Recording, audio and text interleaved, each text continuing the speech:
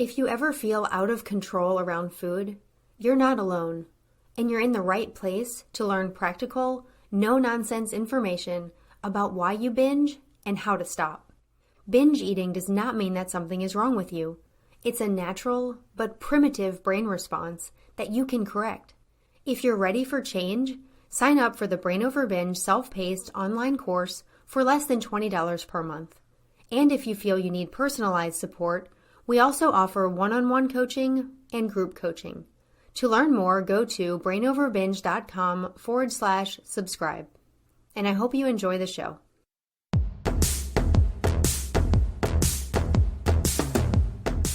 Welcome to the Brain Over Binge Podcast, where you learn a simple, brain-based approach to ending binge eating. Thank you for being here for this episode.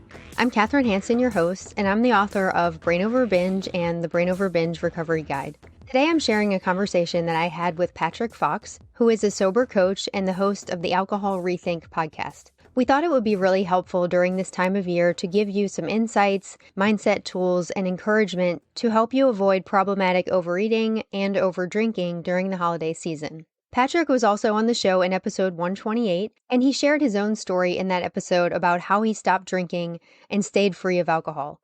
So I definitely recommend you listen to that episode as well, and I've linked it in the show description.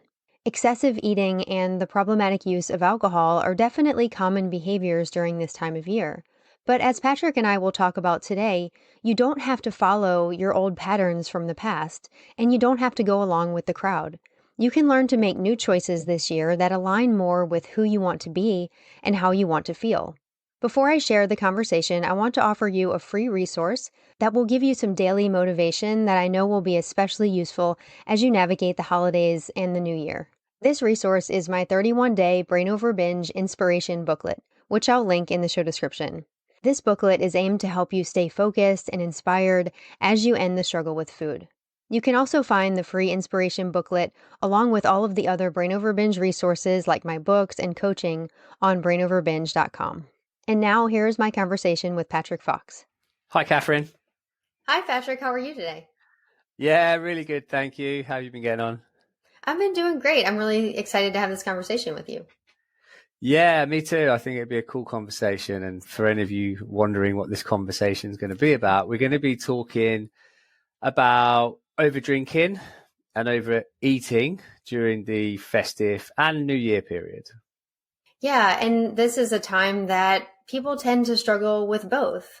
I work with more of the overeating side and you work with the overdrinking side. So we thought it'd be great to come together and really try to help you feel more in control around food and around alcohol over the holidays.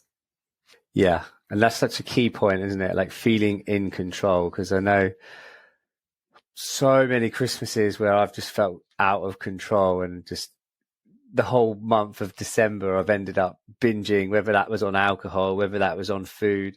It was funny, actually, because on my Facebook feed the other day, I had the Facebook reminders showing up. I think it was from 11 years ago or something on like the 2nd of December. And it was a box of empty Quality Streets or roses, like the festive boxes of chocolates you get here in the UK. And like I'd already demolished one box, right? Mm-hmm. And my girlfriend was making a joke about it and stuff. And like, that's what historically it used to be like for me. Just the whole month of December, it's almost in my mind as I just took it off and it meant I could do whatever I want. So very much felt out of control sometimes. Yeah, for sure. That's definitely a common mentality in December. Like, oh, I'll do everything now. I'll get all these behaviors out of the way. I'll overeat, I'll overdrink, and then I'll start fresh in the new year. But as we know, there's really nothing magical about January that makes you change. I know that I would make resolutions every year, but then by January 5th or so, I'd find myself back in the same patterns. So I do think the idea that you're going to start in January kind of serves as a justification to just do whatever in December and really can end up making you feel awful. Yeah, definitely. It's almost like January's anti-magical a lot of the time, right? Because it's after December where you have probably overindulged and you've spent a lot of money, generally speaking, on Christmas presents and going out and stuff. And so it's almost that time of month where you don't want to do anything, and your dopamine's just been so jacked up through December that you feel a lot lower in January, depending on where you live in the world as well. Like I'm here in the UK and it's kind of dark for a long time and it's cold usually and wet. Yeah, there's this idea that if you just have as much as possible with whether it's food or alcohol, then it will help you quit in January because you'll feel like, oh, I got it all out the way. But it's actually the opposite. The more you have, the more you reinforce those pathways, the more you put the substances in your body, the more you get hooked on it. And really the harder you make it for yourself in January, right? Not to mention what you said about it's cold, it's depressing, it's, all the things that make it difficult. Yeah. An analogy I've been using recently for some of the guys I've been working with is that when you take a break from drinking and you don't drink for like a sustained period of time, when you go back to drinking, if you have a drink for a one-off or whatever, like guys find it really surprising how easy it is just to start that behavior again.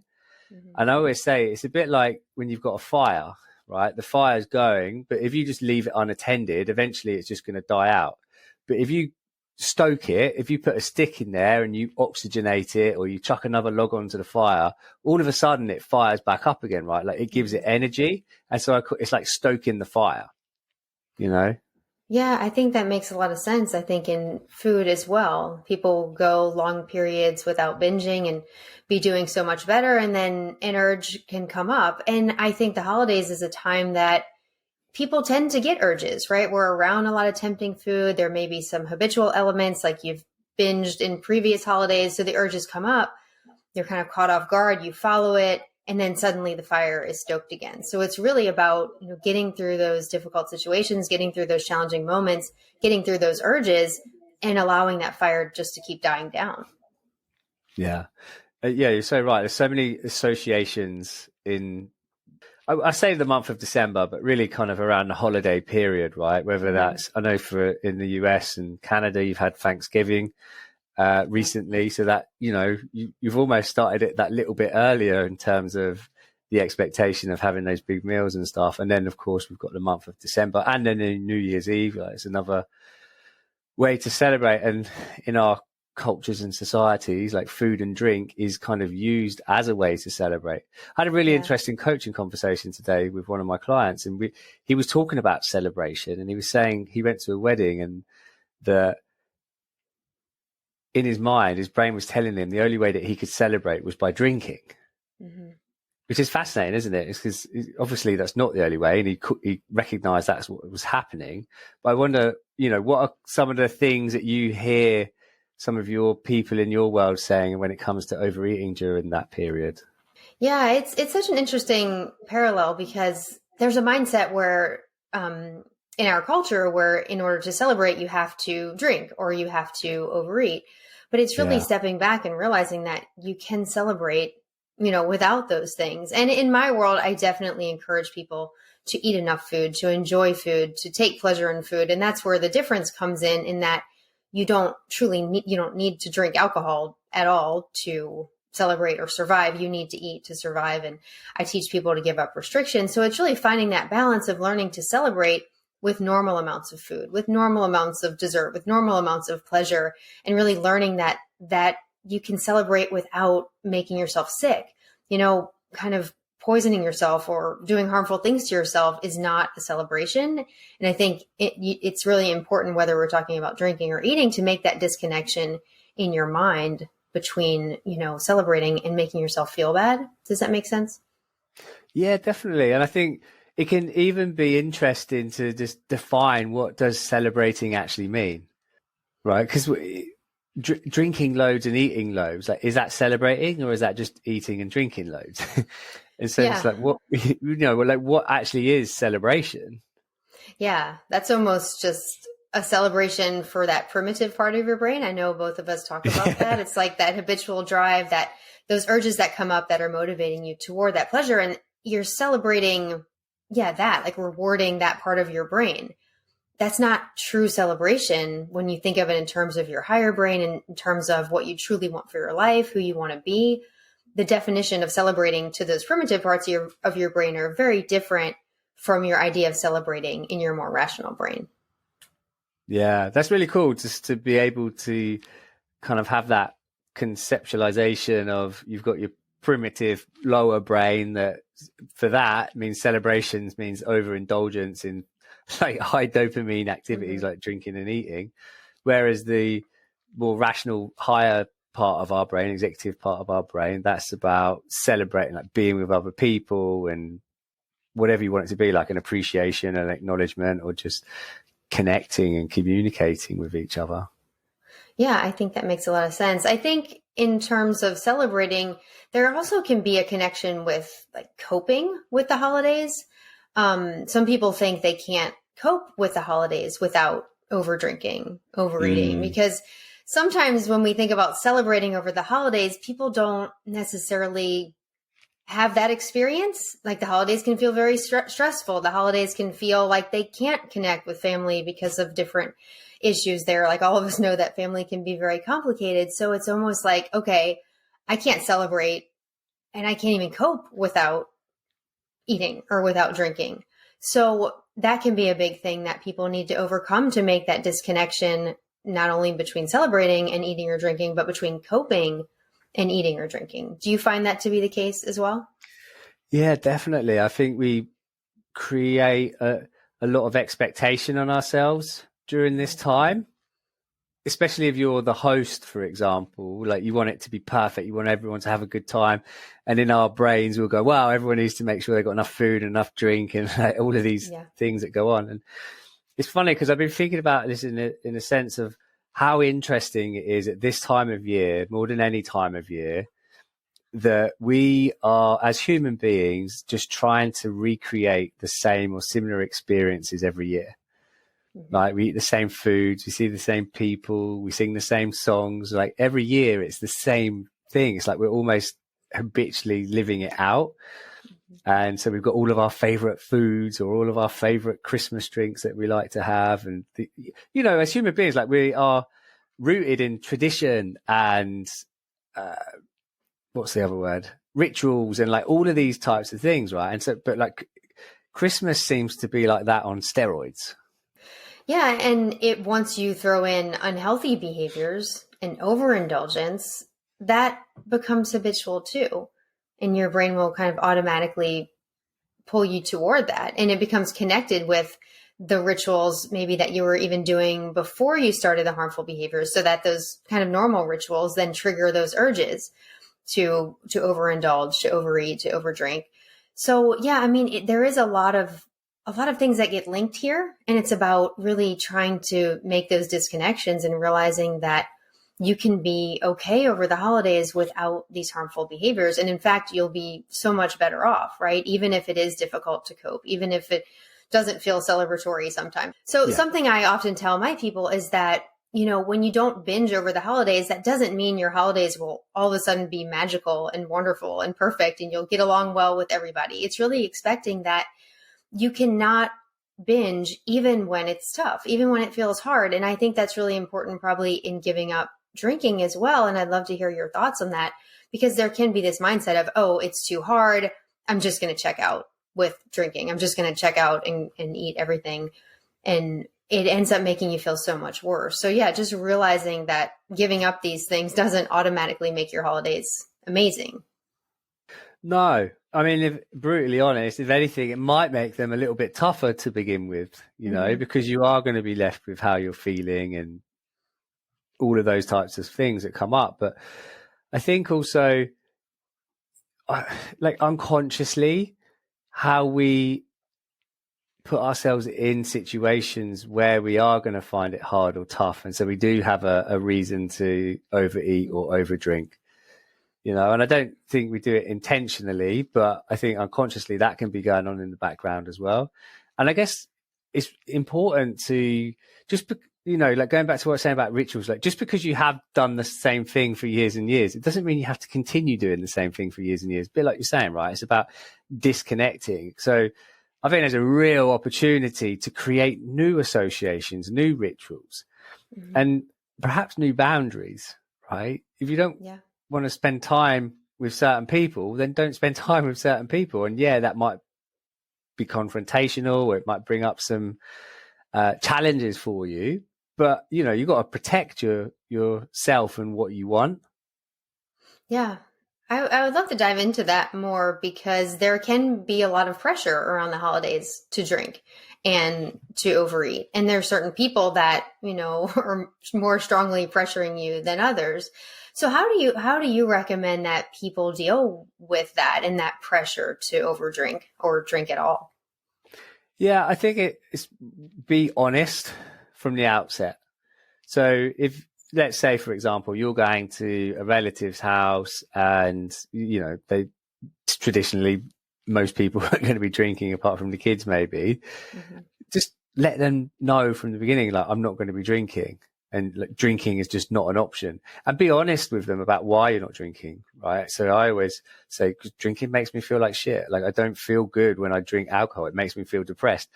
It's really hard for somebody to try and pressure you to drink when you've been really truthful about why you're not drinking. So I think being honest with people, having a plan as well. So if you're going to be going to somebody else's house, don't rely on them to have drinks for you. Like, take your own drinks, right? Even if the host gets offended because you brought your own drinks, like, it's better to have your own things with you. It's the same with food as well, right? Like, if you want to take your own snacks, if you don't want to be going to other people's house and just being dependent on whatever's available, because that's when we can end up making choices that aren't in alignment with what we want, because we're like, oh, that's all they've got. Well, I may as well have it, because then we don't want to be rude and all of these types of things as well. So being honest, having a plan. And then also, I think the third thing I would say about this is creating space for yourself, whether that is to just go for a walk, go hide in the toilet for 10 minutes, you know, just do something that's going to feel like quite nourishing for you in those moments. So if things are kind of getting on top of you, just like take some time for yourself, whether you go for a walk, as I said, or do some breathing exercises. So yeah, there's a few ideas. Yeah, I think that makes a lot of sense. And it could, all that could work with the eating as well. Yeah, I mean, it's just so important to stay true to what you know is best for yourself and not be swayed into making decisions just to please others. And it's a practice, you know, it's not easy. And especially if you've always done the same thing every year, and then you come to the holiday event the next year and you say, I'm not drinking. And it's really just kind of allowing other people to have the reaction that they have and staying true to what you know is best for you. Yeah. I think letting go of the all or nothing approach as well. I mean, we've touched on it a few times, but I know for me, like, every year we go, right, Christmas is going to be different this year. I'm not going to overeat. I'm not going to overdrink. And then, like, by the 1st, 2nd of December, I've already kind of blown it out of the water, according to my brain, right? Because of course I've still got a whole month where I can do something about it. But I go, oh, well, I just let myself off and then just carry on that cycle of overeating, overdrinking. And so rather than going, right, I'm not going to do this or that or the other, it's like, okay, so, you know, what will I do? What am I looking forward to? Like, maybe I want to have the chocolates, but maybe I'm just going to have them on Christmas Eve and Christmas Day, or, you know, like, almost have a plan for yourself. So you know you know that you're going to have these things that you like. So you're not denying yourself. And it's also an opportunity to follow through with what you're saying and build trust in yourself. Like, yeah, I am the person who has one and then says that's enough. I think it's different with drinking sometimes, because it's, you know, and it can happen with food as well. But like with drinking, because of the nature of the drug, it literally changes your brain, right? Like your decision-making ability is impaired when you start drinking alcohol, which is really challenging. Yeah. And that's something I find people who do struggle with binging, when they have alcohol, they have a harder time stopping binging. It's definitely something I hear a lot. And I recommend everyone look at themselves and how alcohol is affecting them. And is it making it harder for you to avoid binging? And if it is, it's probably time to take a break for a while. And that's why I think your stuff is so helpful. And I've recommended people listen to your podcast and check out all your information, because even if you're just taking a break in order to get the binging under control, it can be really difficult. And I think some people are approaching the holidays this year deciding, I'm not going to drink. And really the main reason is because it makes it too hard not to overeat. And I liked what you said about like making decisions in advance. and really thinking about how you want to handle these situations, these difficult holiday situations when there's a lot of tempting food, tempting drink. What is your plan? Are you going to have any alcohol? Like, I know that you a lot of times are teaching abstinence, and that's great. And for people who want to take a break from drinking to help them avoid binging, like, your plan is likely no alcohol at all, and really sticking to that. And think of your plan for food as well. It doesn't have to be perfectly exact, but take some time to visualize yourself in that situation. Visualize yourself eating a normal amount of food, a normal amount of dessert, an amount that's satisfying. Like, we never want to tip into restriction or like a lot of rules and obsessions around food, but really think about who you want to be, and also think of that from a place where you're not thinking of it from a restrictive mindset, but you're also not thinking of it from that primitive brain, pleasure-driven, all or nothing mindset that's so harmful for us. You're really trying to look at it rationally and see it from a place of like, what would I recommend maybe someone else do in this situation? How would I tell a friend I love to eat dessert? You know, in what ways is it going to give me pleasure without leaving me feeling bad after? Yeah, definitely. Yeah, it's really great advice there. And it's that idea of like, I get to choose what I want. Like, I can have anything. And that's like, so if you can almost get your brain to get on board with like, yeah, I can have these things that I want, and I choose to have them. Like, I get to have them when I want, rather than, oh, I'm not able to have them, but when they become available, I'm just going to have them. Because like, your brain literally goes into scarcity mode, doesn't it? It literally goes, we might not eat this again for the rest of our life, so let's eat as much as possible. Yeah. And I think that probably happens in alcohol too. Like I talked about, for people who want to take a break. How do you recommend people deal with that scarcity mindset in relation to alcohol? Like, oh my gosh, I'm never going to have it again, and it feels so scary. Yeah. How do you recommend people handle that? Yeah, good question. And that's why I say you're taking a break, right? We're not committing to anything long-term here right now. It's just, you're going to take a break. But not only, you're not just taking a break from drinking alcohol, you're taking a break to see what it's like not drinking alcohol, or what it could be like not drinking alcohol. So you're looking to see like what some of the benefits of not drinking are, whether that's for reduced anxiety, better skin, weight loss, more energy, better sleep, right? The list could go on and on and on. So actually start focusing on those things. So what are you getting from taking your break? Rather than the scarcity mindset will go, oh, I can't drink this month, or I can't drink this week, right? And then you kind of feel all miserable and sad, like you've been denied something. Versus like, oh, I feel like I'm really sleeping well this week, and I've been super productive at work. So, you know, perception is projection, as they say. It's like what you focus on, you're going to create more of. So focus on the benefits of what you're doing rather than what you think you're losing as a result of not doing it. Yeah. Yeah. I think that's so powerful, just to increase your motivation, to keep you going when it feels hard. And yeah, just not to fall into that, oh, poor me, I can't drink. Look at everyone else having so much fun. Flipping your mindset to like, are they really having fun? How are they going to feel tomorrow? How are they going to feel later tonight? And really focus on how much better you're feeling without, you know, really poisoning yourself, without overindulging in food in a way that makes you feel bad. You know, that there's so many benefits of reducing both these behaviors, or in many cases, giving up alcohol altogether, that, yeah, the more you can celebrate that, the more you want to keep going. Yeah, exactly. And I think it's really helpful to remember with alcohol and with certain types of food groups, UPF, like ultra processed food, like those, they're like literally designed to make you want more.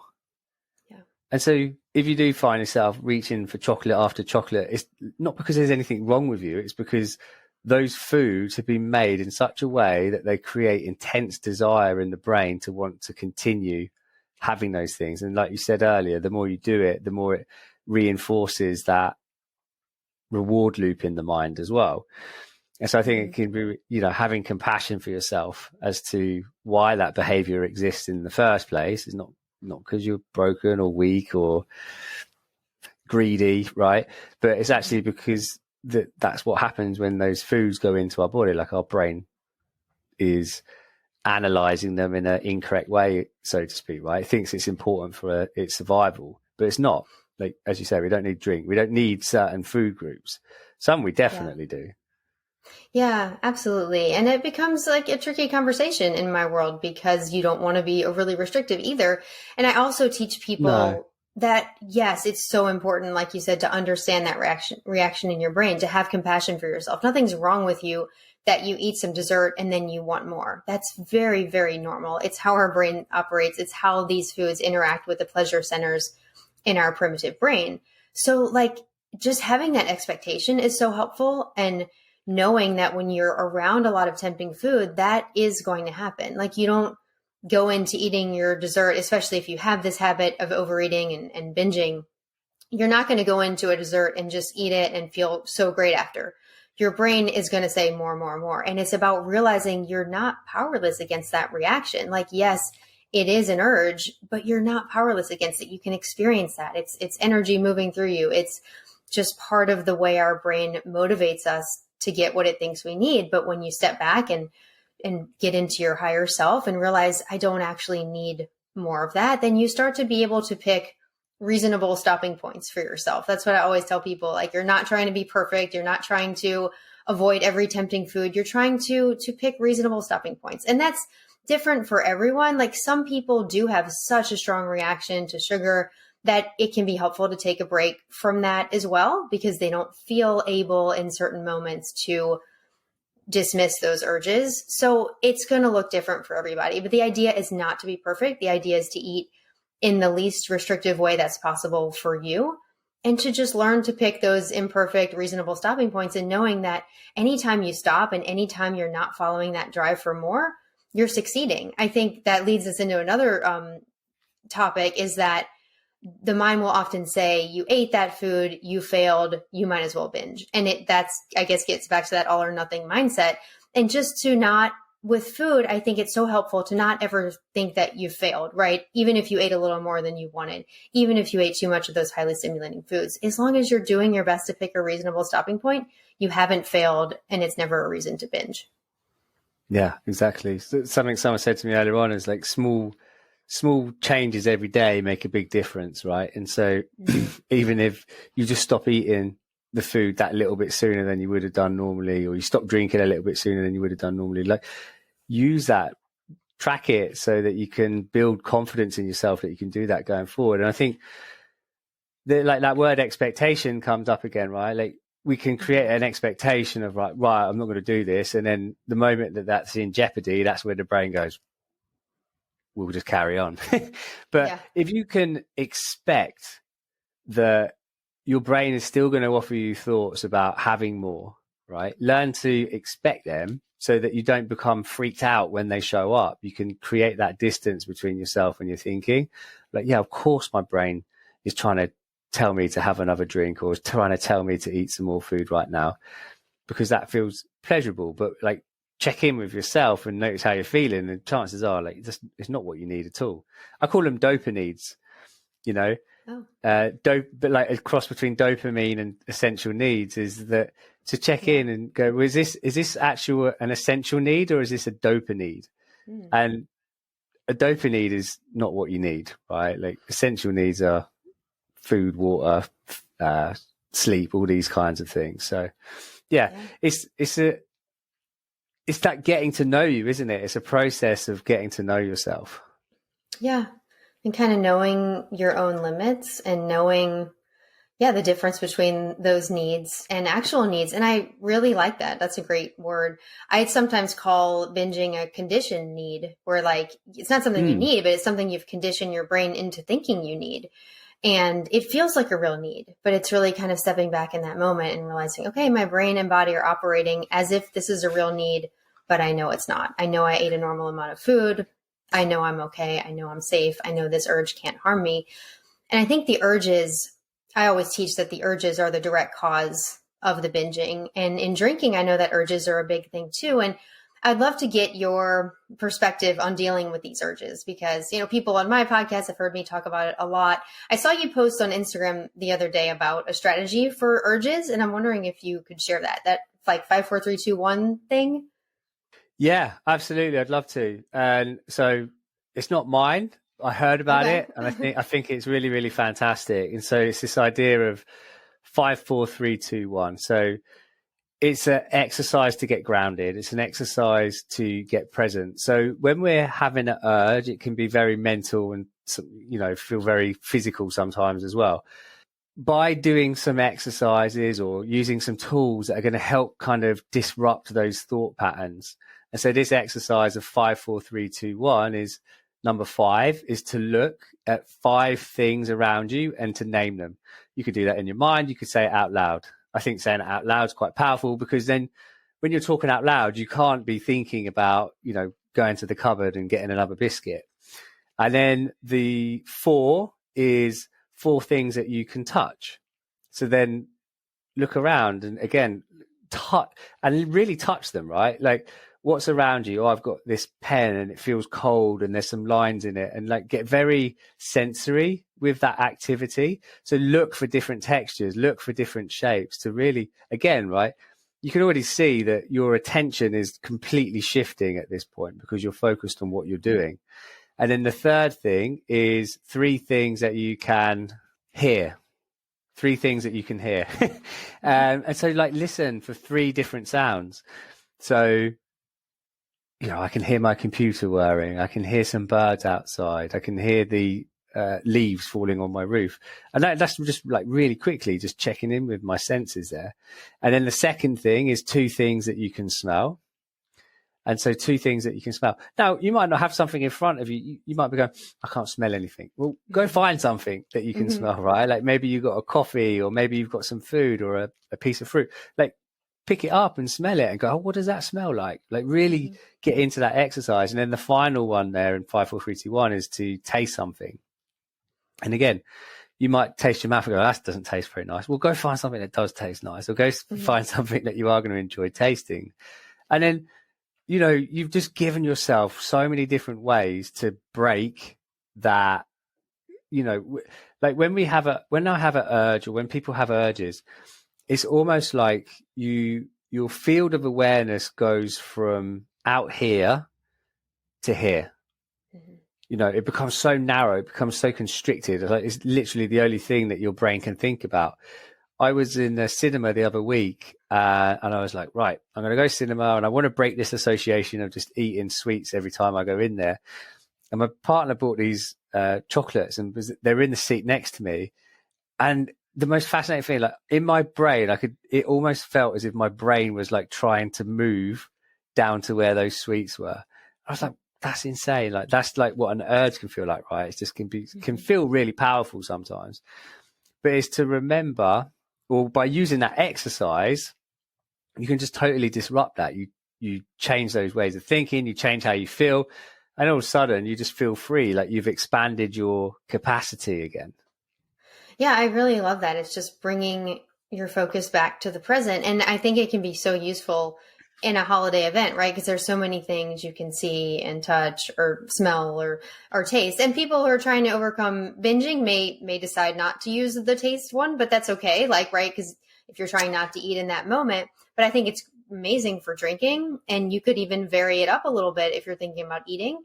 And also, like, if you're having an urge to binge, that doesn't mean you can't eat anything. You could taste something very mindfully and notice the taste of it and get yourself back into the present and realize how you consciously in your higher brain want to be eating, and not just to be mindlessly following this urge. Yeah, right. Like, what does an apple taste like? Like, what's it like to eat an apple? So that whole idea of being really mindful of, like, to hearing the crunch and then hearing the softness and then getting the release of the juice in your mouth, right? Like, and then like, what's it like as you continue crunching it, and just be like, really spend as much time as possible about eating something and actually savoring it and enjoying it. I did that with a satsuma the other day. Like, I ate the satsuma and like there was so many different textures and elements to that whole experience, and it was beautiful. And then you can smell it afterwards as well, because you've got the skin of the orange as well that you can smell, and then that's got texture. So yeah, like, I'm quite excited by it. But yeah, there's lots of different ways that you can use that exercise just to get out of that urge in your brain. Yeah, people will tell me, okay, I'm in this event and I just can't even hear other people or focus on other people because all I'm thinking about is food, and my mind has this one track. And yes, if you allow that to happen, and not that it's your fault, of course, this is habitual, this is primitive, but basically to give yourself agency that you can redirect. I always tell people, just redirect. Try to focus on something in your environment. Try to focus on a conversation. Try to realize that even though you have this urge kind of buzzing through your body and brain, you're still okay, and that urge can't harm you. And just the more you can ground yourself and focus on what's around you, the more you get out of your own mind. Yeah. And just to remember, like, urges aren't exclusive to over drinking and overeating. They can show up in lots of different ways. You know, mobile phones, like, we can all attest to having urges to check our phone. And it goes back to what you're saying, right? Our brain thinks it's important. It thinks that, well, we need to check the news right now. We need to message this person back right now. And of course we don't. We know that we actually don't. And so urges can show up in lots of different ways. And so we can use these exercises not only for disrupting urges to eat and drink, but also, you know, where are some other areas that we notice that we have a tendency to, like, have a urgency, a need to do something when in fact we don't actually. Because the more you practice these skills, and especially practice them when you don't need them, right? So if you're just sat there and you're not doing anything, you're like, oh, I could practice 5, 4, 3, 2, 1. So that in the moment when an urge comes along, it's an option, it's available for you.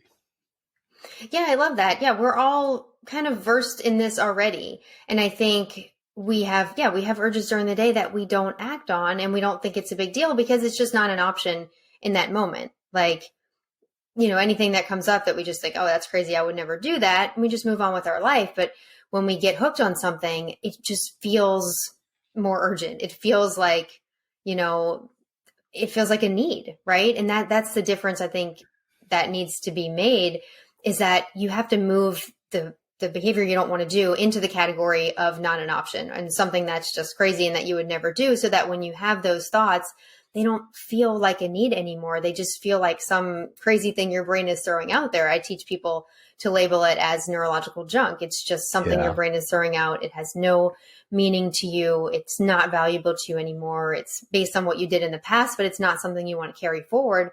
And there can be some discomfort there. And I think that's important for people to accept too, that it may not feel the most comfortable thing to have these urges during these holiday events or any time, but that the discomfort you feel dismissing the urge is so much easier to deal with and so much better than the discomfort you feel after you've engaged in that really harmful behavior. Yeah, absolutely. And so, you know, you call them neurological junk, is just finding a way to think about your urge rather than just being at the mercy of the urge, right? Like just thinking like, oh, I need. Like, oh, I'm having an urge. Like, identify it, label it. Oh, that's neurological junk. Like, oh, that makes sense. I'm thinking this because that's what I've done in the past, right? So to create that distance so that you can disrupt. Yeah. Yeah, absolutely. So Kathryn, are you noticing any common fears or doubts from people as they're coming into this festive period? Yeah, that's a great point. It is definitely something that comes up a lot, the self-doubt, because if you have evidence of, let's say, last year or the year before that you fell into the temptation, you followed the urges, you binged, you ended up feeling bad afterward, you can fear that you'll do it again. It's this lack of self-trust. It's, you know, some people will say, I know it's an urge, I know it's my lower brain, but I'm scared I'm going to follow it anyway. And yeah, it's something that I do think every minute you can not act on an urge, every hour you cannot act on an urge, every holiday event you go to and you don't act on them, the more your confidence builds. But I think a lot of times it takes having that success to start to build that trust with yourself. And I think there is a level of acceptance around fear that, of course, you fear it because you don't want it in your life. I tell people the fear is an indication that you don't want this behavior. Like, if you weren't scared of it, I think that would be a problem. Like, does that make sense as far as like the fear can point you toward what you actually want, which is to be free of this? Yeah. Yeah, it does make a lot of sense. You know, I always think or say that fear gives you more of what you don't want, right? But so when you're actually giving fear attention, because you're afraid of that thing, you end up almost manifesting that thing in a sense. But actually, it's almost like fear doesn't want you to change because if you change, then you've got to do all these things that we've been talking about, right? Like, and you're not going to have the escape routes for coping mechanisms and getting the pleasure that your brain has become accustomed to. And so it's just like identify with that fear and go, okay, I hear you. I see you, fear. And just because it's been that way before doesn't mean it has to be that way again. Like, how can it be? Like, I don't even know what's going to happen in the next minute in this conversation. Yeah, I feel like there's many aspects of fear. Kind of what I was talking about was fearing the behavior, and that pointing you toward the fact that you don't want the behavior. And what I heard in what you saying too, there can be some fear of not doing the behavior because, how will I kind of cope, or how will I deal with the holidays without this behavior? Let's say drinking has become sort of a crutch. I'm scared to be without it. Does that resonate? Yeah. So fear shows you that you don't want something, but it ends up giving you more of it, right? Because you're afraid of it, because you give it attention, because you go, and then we become like self-fulfilling prophecies. So I think we're saying exactly the same thing. We're just coming at it from different angles. Yeah. How do you recommend that people cope with this fear or move past it? Identify, recognize, acknowledge that it is a fear. Like, it's not a fact. It's not real. It's just your brain running on old programming, trying to predict what's going to happen. And actually get curious, like, what's behind the fear? Like, if you're afraid of eating or over drinking, well, why is that? You know, maybe that speaks more to what you were saying, because, well, actually that's what I want. And then you can spend some time hanging around there and go, okay, so why am I doing this? Why do I want this for myself? So you start giving it different purpose, and understand, well, what's the role of fear? Like, why is fear here? And maybe there's a way to separate the fear. I think there can be some fear of the lower brain versus the fear of your higher brain. Your lower brain, your primitive part of yourself, that part of you that's hooked on the binging or the over drinking, it could be scared of being without it. Like, so some of your fear could be more of that primitive response of, oh no, I need this habit and I don't have it. And then your other fear of actually doing it, that's more from your higher brain. Like, oh my gosh, I don't want to do this. So it's almost like the fear is coming at us from two different parts of our brain. Yeah, definitely. I think with fear, it's like always just walk into it, right? Right. What happens is, I find with our mind or intellectual mind, is that we will hear something and often we just kind of stop there with it. But actually, if we go, okay, so this is my fear, what's beyond that? Like, what happens if I walk into it? Like, what's the worst case scenario? You know, and then we can flip it and go, okay, so what's the best case scenario? So rather than just being, I'm afraid of overeating because I did that last year, to like challenge it, question it, like move towards it rather than be scared and moving away from it.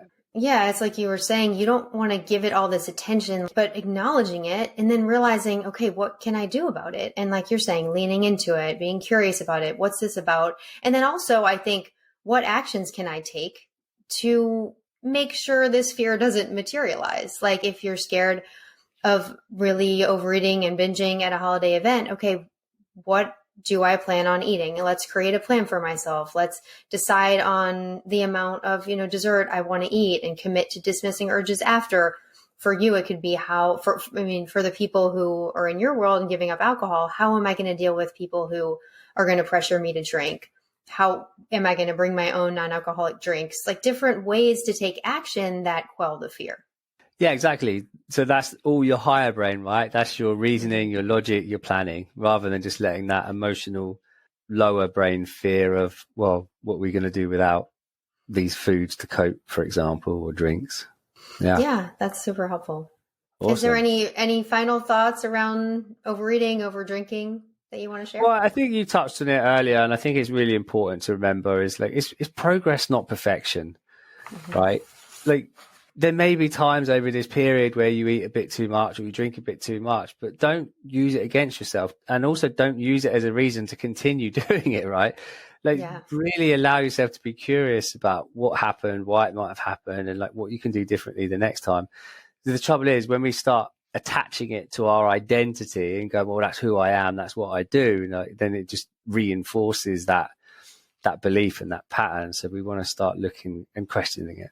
Yeah, that's a great, I think, final point, is that we want to create an identity that doesn't involve those things. And that involves detaching from the old identity and the old habits and the old behaviors and really deciding, who do I want to be? Whether we're looking at the holiday season into the new year, how do I want to make these conscious decisions around food? How do I want to make these conscious decisions around alcohol?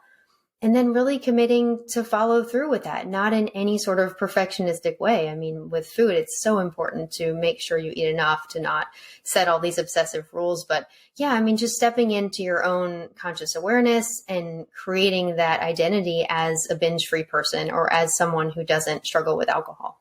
Yeah, awesome. Well, Kathryn, thank you so much. Cool conversation. Really enjoyed it. Yeah, thank you so much, Patrick. Thank you for listening to our discussion. We hope you can apply what you've learned and that you'll feel so much better this holiday season without the excessive overeating and overdrinking. If you need support with overcoming the problematic use of alcohol, you can learn more about Patrick in the show description. I've linked to his website, patrickjfox.com, his Instagram, and also the Alcohol Rethink Podcast.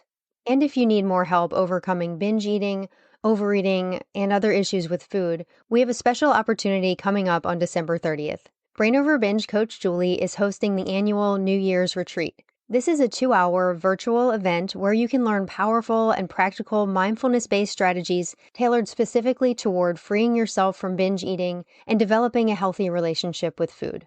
You'll learn urge interrupters, meditation practices, and so many actionable tools to use in the moments when you feel that desire for the harmful food behaviors.